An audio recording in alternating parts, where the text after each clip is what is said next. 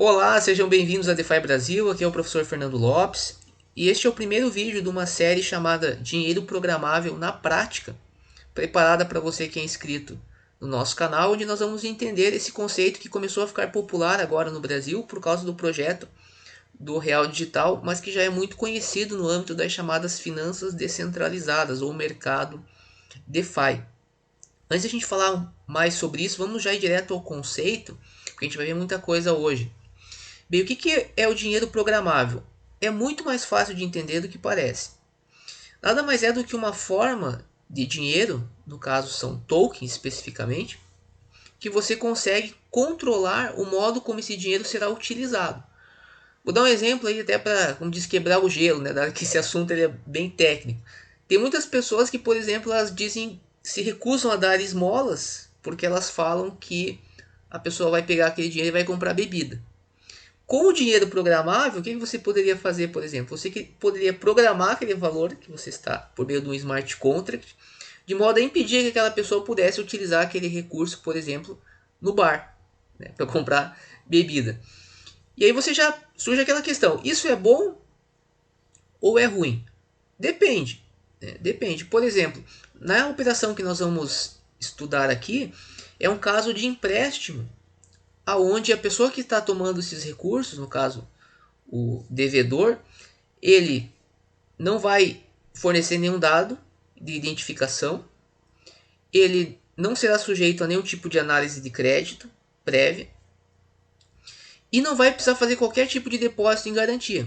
Porém, ele vai conseguir fazer um empréstimo de US$ 1 milhão. Isso é comum no âmbito do mercado das finanças descentralizadas nessas condições. Mas como assim? Como que isso funciona? Simples, porque o credor, no caso, que está provendo, nós chamamos aqui o provider, ele consegue controlar o uso desse token pelo devedor.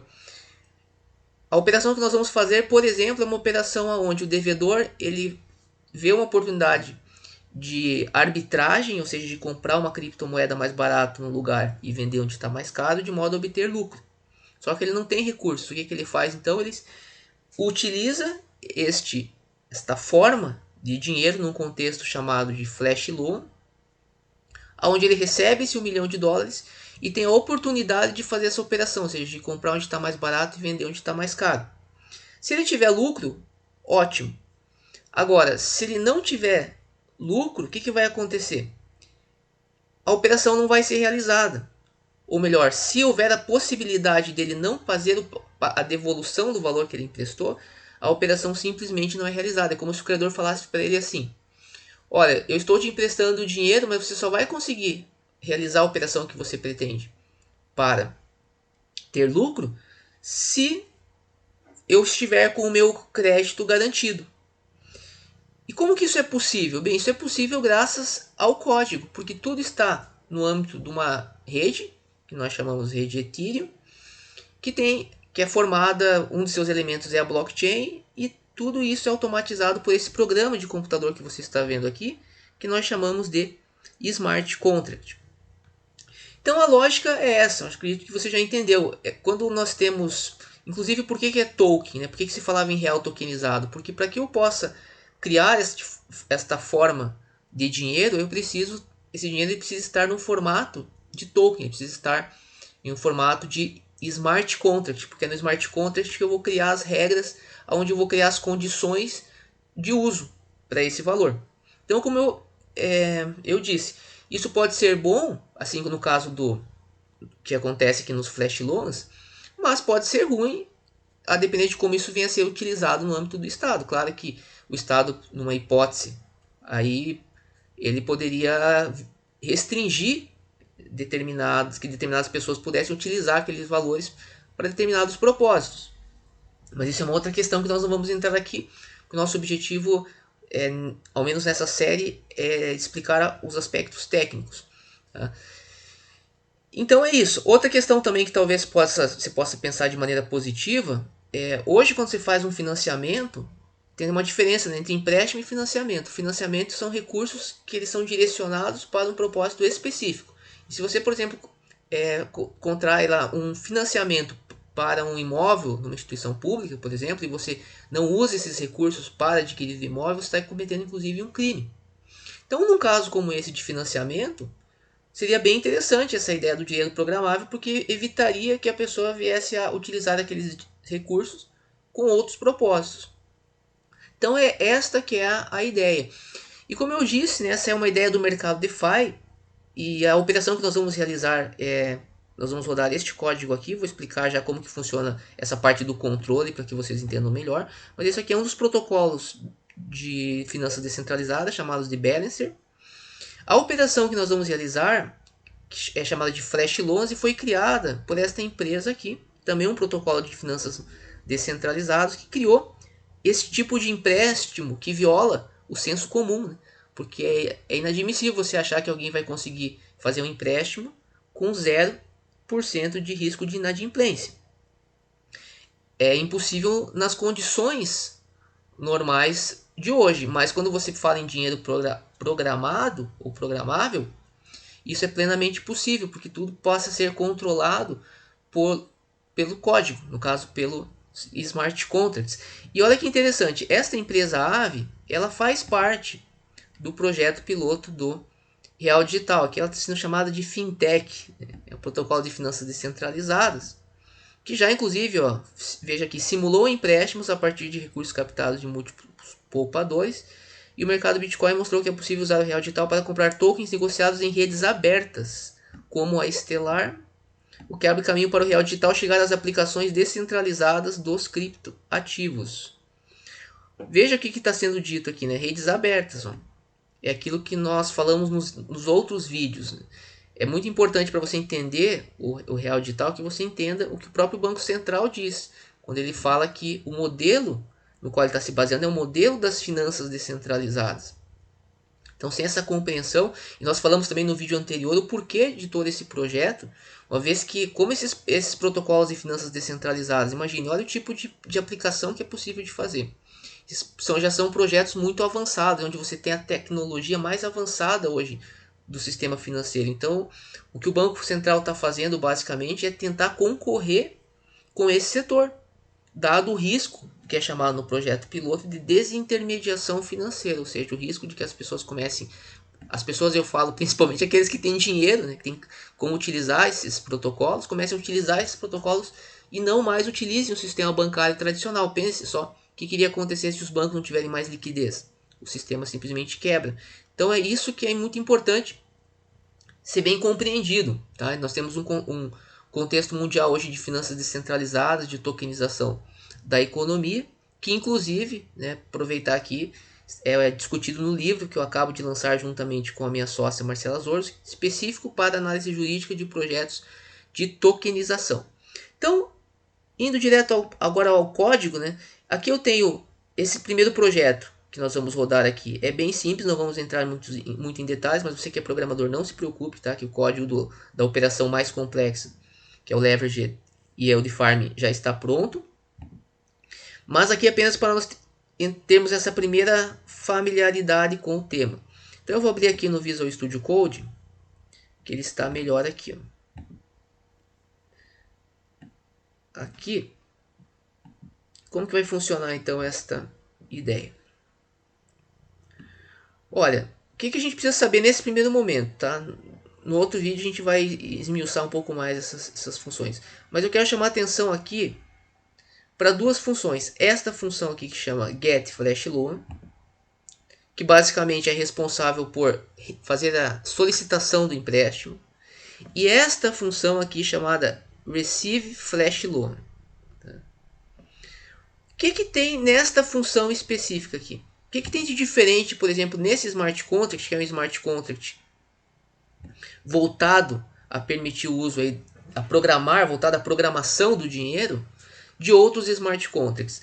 É esta função aqui, ó. Por quê? Porque essa função ela não é uma escolha do devedor. O devedor só pode contrair esse tipo de empréstimo se ele colocar esta função aqui. Por quê? Porque essa função é que garante para o credor que, se no meio, veja que é uma função, ela compreende vários passos, tá? Então basicamente eu vou receber o recurso E até chegar no final, pense que são linhas de código aqui vão sendo lidas. Ó. Até chegar no final, eu tenho que devolver o valor que eu emprestei, mas eventuais taxas para aquele que me emprestou, que no caso vai ser um provider. Nós chamamos de Flash Loan Provider. Se porventura, aqui, cadê o trecho aqui, onde eu vou fazer, aqui por exemplo, que é onde nós vamos realizar a operação depois mais sofisticada nos próximos vídeos. Se eu não tiver êxito na aplicação, nas linhas que a gente vai escrever aqui ainda, de modo a não ser capaz de fazer a devolução do valor que eu peguei mais o FII, no caso Flash Amount mais o FII, simplesmente esta função aqui ela não vai ser executada. O empréstimo não vai acontecer. Então você pode pensar aqui, voltando para aquele exemplo mais simples. Você dá um dinheiro para o teu filho, por exemplo, para ele ir comprar algo para você e fala para ele não comprar bala. Se ele for comprar bala, não vai funcionar o dinheiro. O dinheiro só vai funcionar para aquilo que você já programou ele. Então é uma ideia muito simples, tá? Não há nada muito complexo, principalmente para você que já está familiarizado com as finanças descentralizadas. Mas aí é óbvio que suscita uma série de discussões aí políticas e até mesmo jurídicas. Porque hoje no direito, por exemplo, quando o devedor, nós falamos que o credor não pode fazer justiça com as próprias mãos. Em geral, quando a pessoa não te paga, você tem que entrar com processo. Num caso como esse, totalmente operacionalizado por smart contracts, isso já não existiria. Porque a pessoa não conseguiria, vamos dizer assim, dilapidar aqueles recursos sem que houvesse a possibilidade dela não devolver o empréstimo. Percebe? Então, sim, agora nós vamos rodar um teste aqui apenas, tá? O vídeo já ficou até bem longo. Mas vamos rodar um teste e aí, a partir da próxima aula nós vamos falar daí da operação que nós vamos realizar aqui. Que daí sim, o que nós vamos fazer? Nós pegamos o empréstimo e agora nós só vamos rodar o código, vamos só pegar e devolver, só para vocês verem que funciona.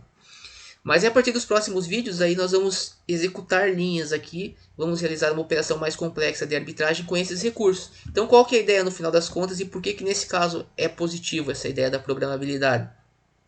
Porque aqui eu de repente eu sou uma pessoa que entende muito de DeFi, sou um programador habilidoso, mas eu não tenho recurso. E aí eu coloco dois robôs meus para rodar, eles percebem uma oportunidade de arbitragem, de eu ter lucro, e eu não tenho, só que eu não tenho dinheiro para fazer isso. O que eu posso fazer? Posso usar um flash loan, empresto, realizo a arbitragem, o lucro, se eu tiver, vai para minha carteira. Se eu não tiver lucro, mas eu tiver o suficiente para pagar o empréstimo, mais a taxa do empréstimo e mais a taxa da rede, a operação é realizada, porque o que importa aqui para o credor é que eu pague a taxa de volta. Se eu tiver lucro, beleza. Se eu não tive, o empréstimo ele foi quitado de qualquer forma. E o que eu perdi na operação? Eu perdi a taxa que eu tive que pagar, que em alguns casos é irrisória, perto do volume que você pode emprestar, e a taxa de gas, a depender da rede, também não é lá tão considerável. Então imagine se você tem uma oportunidade, por exemplo, de fazer uma operação de arbitragem e ganhar $1 milhão, mas você não tem nem 1% disso para dar de garantia. Com mínimo menos que isso, você consegue realizar uma operação. Não é tão simples, tá? Mas apenas para que você pense que inicialmente é possível, é factível. Isso aí tem coisas um pouco mais complexas que, caso você queira se aperfeiçoar, nós temos aí o nosso curso de programação para finanças descentralizadas, onde nós vemos em detalhes todos esses assuntos. Eu vou deixar inclusive um cupom aqui com 30% de desconto, onde nós analisamos isso em miúcias. Mas o objetivo desse primeiro vídeo então era familiarizar você com esse processo, para desmistificar esse conceito de dinheiro programável, para que você entenda da onde ele veio, de onde ele surgiu, qual que é a inspiração, né, que o Banco Central teve para começar com esse projeto do Real Digital. E certamente agora, você acompanhando o nosso canal, se familiarizando mais com o mercado DeFi, você vai conseguir acompanhar melhor essas discussões, porque a tecnologia mesmo, elas estão em protocolos como esse aqui, por exemplo.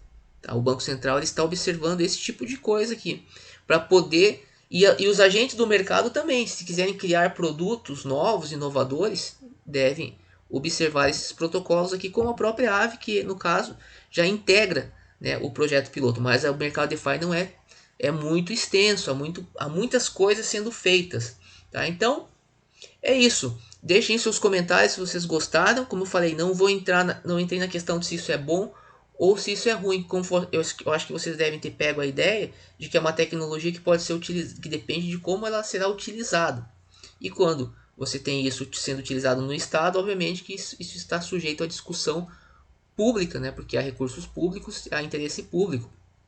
Mas o fato é que isso já ocorre no âmbito privado, nesse mercado chamado das finanças descentralizadas. No link, no GitHub, eu vou deixar o link para vocês, vocês vão ter acesso a todo o código que nós rodamos. E eu não rodei o código, vamos rodar aqui o teste, né?